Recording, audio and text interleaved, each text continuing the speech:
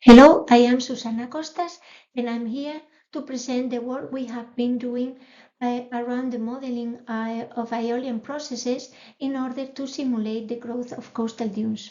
I would like to start thanking Chris Hain and the team of IGCP 725 for the invitation to participate in these seminars, and of course to my co-authors Caterina Conviadu and Dan Rolfing. I will start uh, talking about the problem that we will discuss later, and that we must acknowledge that after decades of research on aeolian processes, including coastal dunes, we have been able to build a base of knowledge on flow topography interaction, vegetation impacts, and sediment transport that allow us to reproduce or understand the overall landform evolution. For instance, there are a number of behavioral patterns that are quite well accepted, and as a result of these decades of research. For instance, we know that coastal dunes reflect the long-term interaction between biotic and abiotic processes that control dune shape and growth. The shape of these landforms modifies and interacts with incident winds. For instance, we know that as the winds approach the dune, they drop their velocity when they reach the dune toe, and as they advance towards the crest of the dune, they accelerate the velocity. This pattern is particularly relevant for onshore winds. We also know that the vegetation is a key or plays a key role determining the location of dune initiation and growth by trapping wind-blown sand. So overall, we know that the coastal dunes are the result of a balance between short and long-term processes.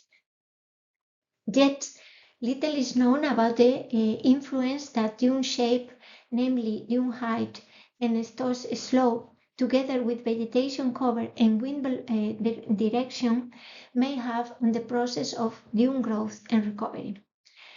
There are some hypotheses that suggest that, for instance, dunes may have a maximum height. However, other authors regret this affirmation or this hypothesis, and they suggest that the fall dune height growth with the sediment input, and that the rate of growth per unit volume increase will decrease over time, which may have or may give us the perception of an equilibrium height.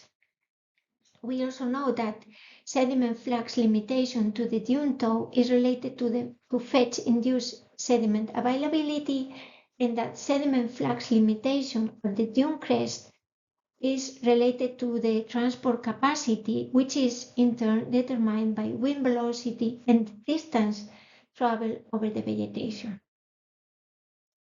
So, having this hypothesis and knowledge in mind, we wanted to address the interaction between the wind flow and the topography in coastal dunes, and the implications that this interaction may have to sediment transport across the dune, and also the implications to dune recovery in the long term. So in order to study these interactions or these problems, we can use, for instance, process-based morphodynamic models, which applied at medium to long-term scales integrate short-scale processes, and this way they may provide us with the actual link between the different temporal scales. These models, if well calibrated, may also help us to understand patterns that have not been yet fully demonstrated. So for that, we use these numerical models, and in the first place, we developed DUNA, which is a morphodynamic model that simulates aeolian processes, and dune morphodynamics.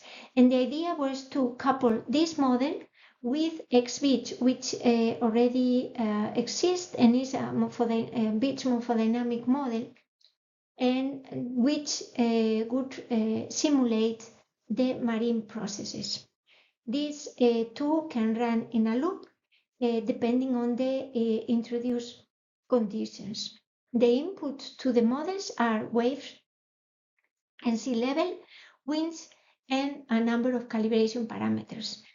Also, the user has to provide the bed level and the vegetation cover at the initiation of the model, and these two surfaces, let's say, are going to be updated every time the model is run because of the changes in the vegetation cover over time, or because of the sediment transport, which will change the vegetation cover and of course will change the topography of the profile. So this will be updated in every run. So as I mentioned, Duna is a process-based morphodynamic model that has a number of components, including a wind flow model based on CROI, sediment transport model based on Bagnall and Zimmermann, a vegetation growth approach, which is a very simple way to include the biotic component of a coastal dune, and additional effects factors to limit sediment transport, for instance, the grain size, the vegetation slope, and moisture. More recently, we have introduced new improvements, including the accounting for the fetch effect based on Irenes Delgado work, and we also introduced the possibility of rotating the grid to account for the combined influence of the topography and the fetch under oblique and wind incidence. For instance, these two plots show the original mother profile before the rotation and the projected profile after the rotation. As you can see here, let's say the stores of the dune will be smoother. This work has been already published in the Journal of Geophysical Research, and here I leave the information if you are interested on reading the whole manuscript. So, because of using these numerical models, we have to, in the first place, we have to make sure that the model is well calibrated and validated, and then we can run a number of experiments, or we have done that for this, in order to explore the possibilities of this model. So in the first place, we calibrated the model using a CFD model output from the work from Patrick Hesp and Thomas Smith.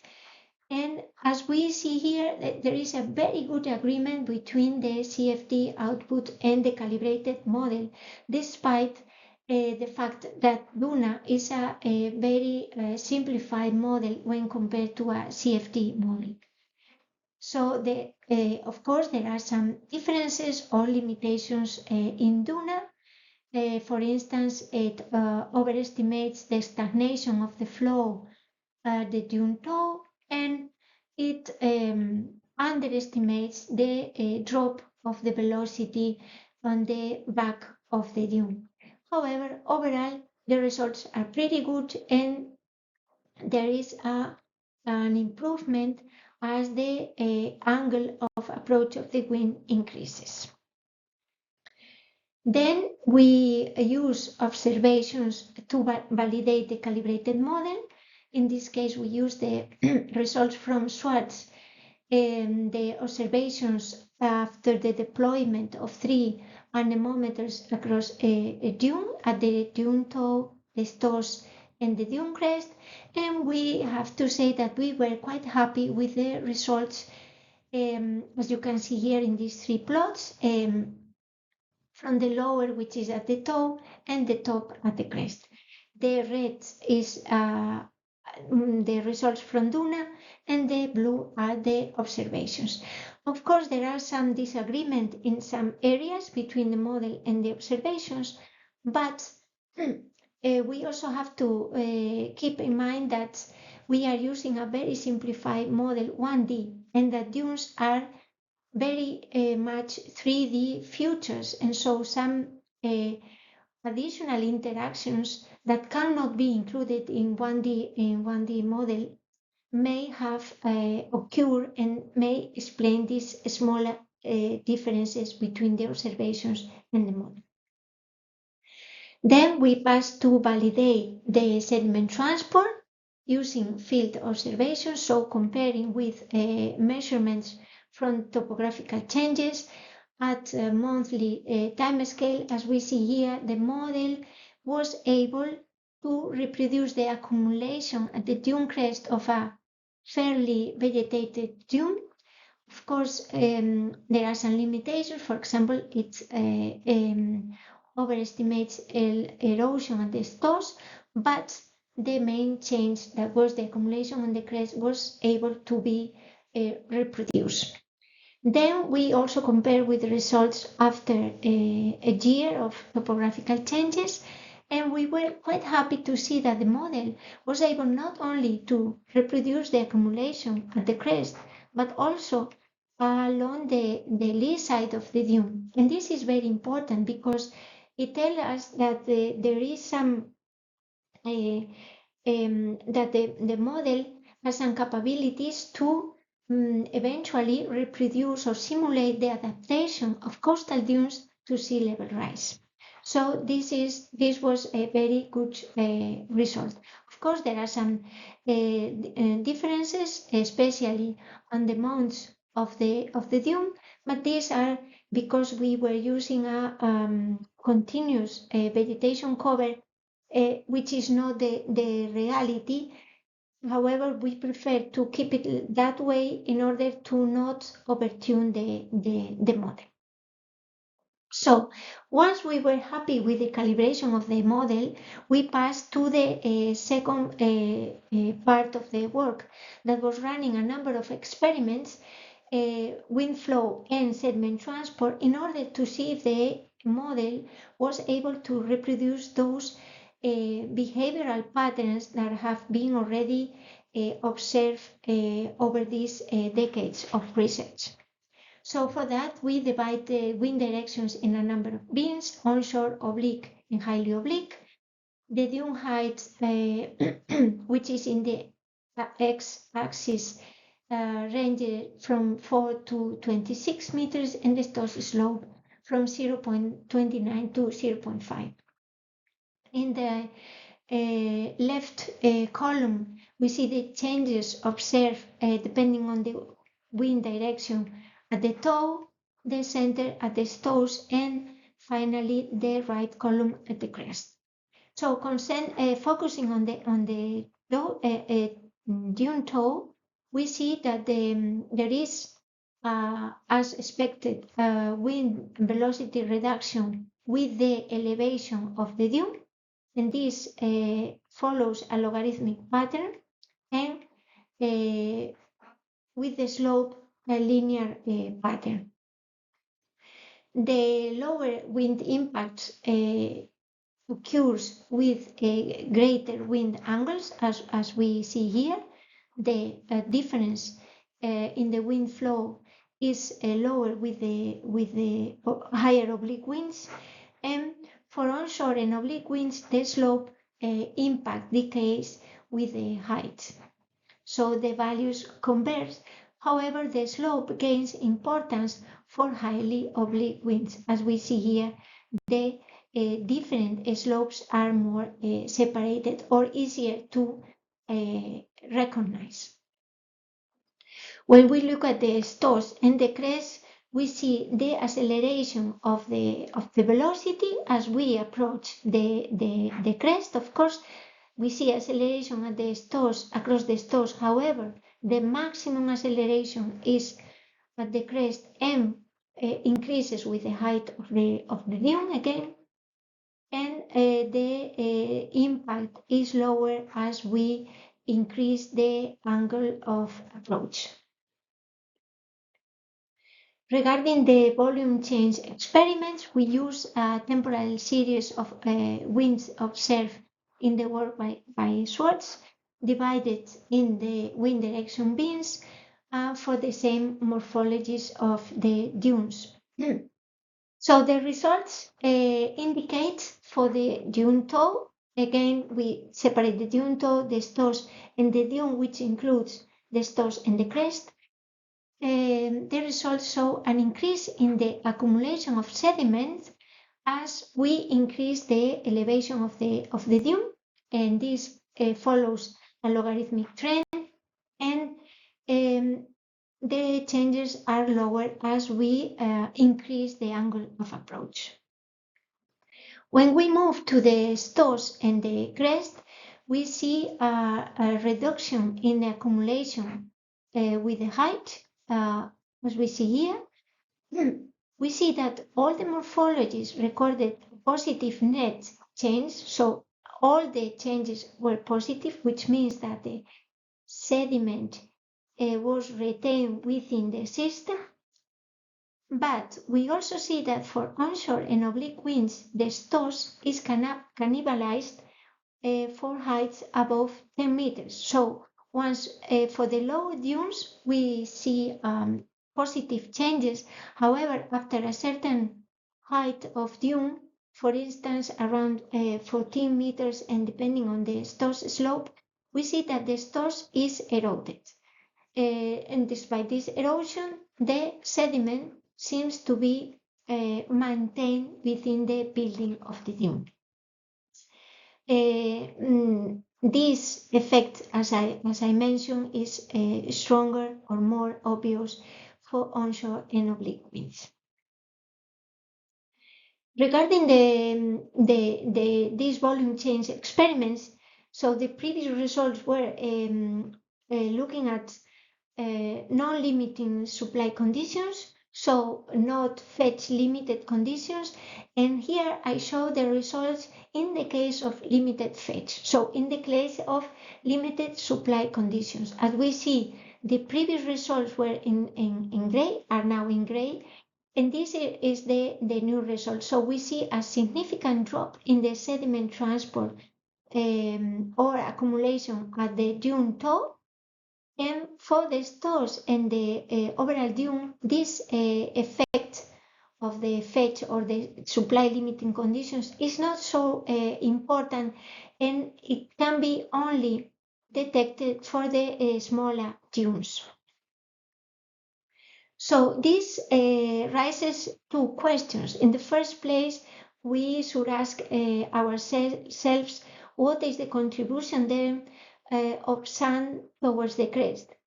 And I mentioned the crest because we are concerned about vertical growth of the dune.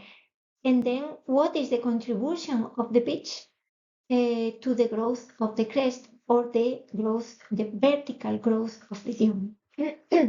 So these results are for non-limited conditions. But what they show is that for small dunes until 10 meters, around 10 meters, the amount of sand that is accumulated at the crest, the total amount of sand that is accumulated at the crest, and that is represented by these empty circles, increases after as the dune elevation increases.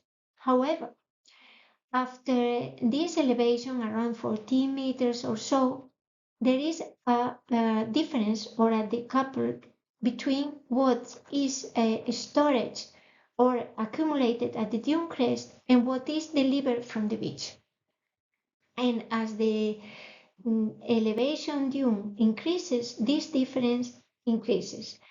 For oblique winds, the difference is not so high, and for highly oblique winds, the changes or the accumulation is very small at the crest, but the little that reaches the dune crest can be mostly explained by the sediment that is delivered from the beach.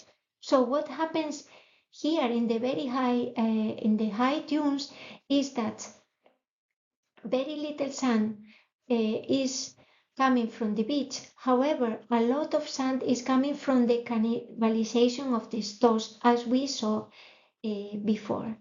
This is for non-limited conditions and not very different the results for the supply limited conditions.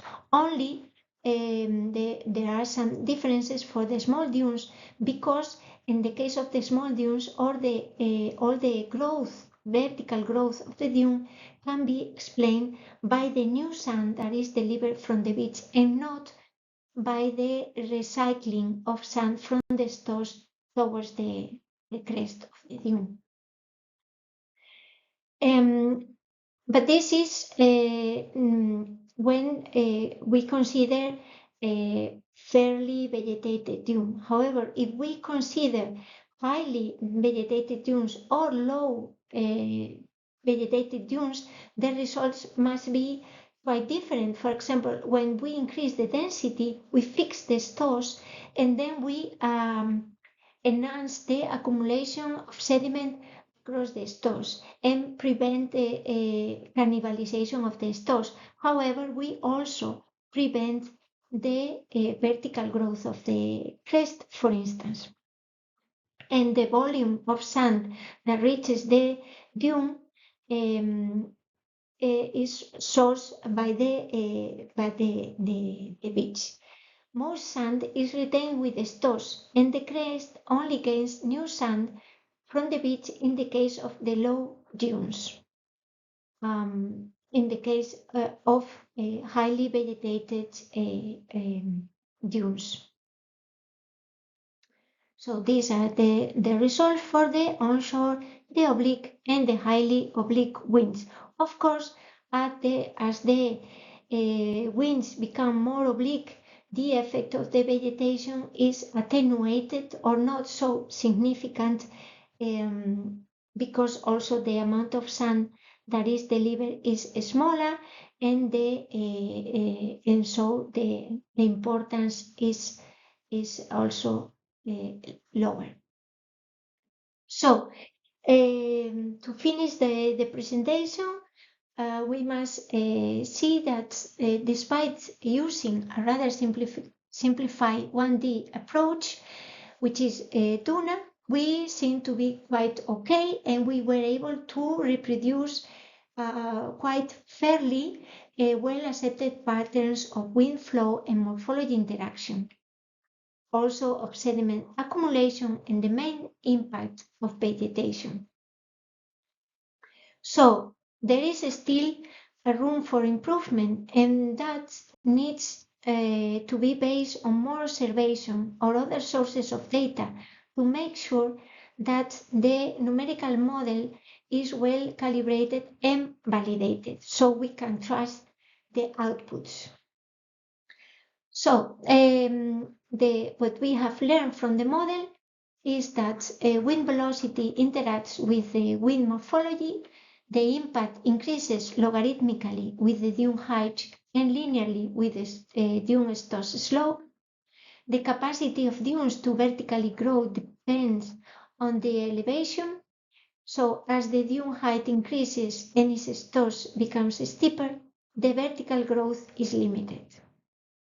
The fetch or beach width has a rather secondary control on the sediment supply upwards the dune, as far as the amount of sand that can be transferred upwards is delivered from the beach.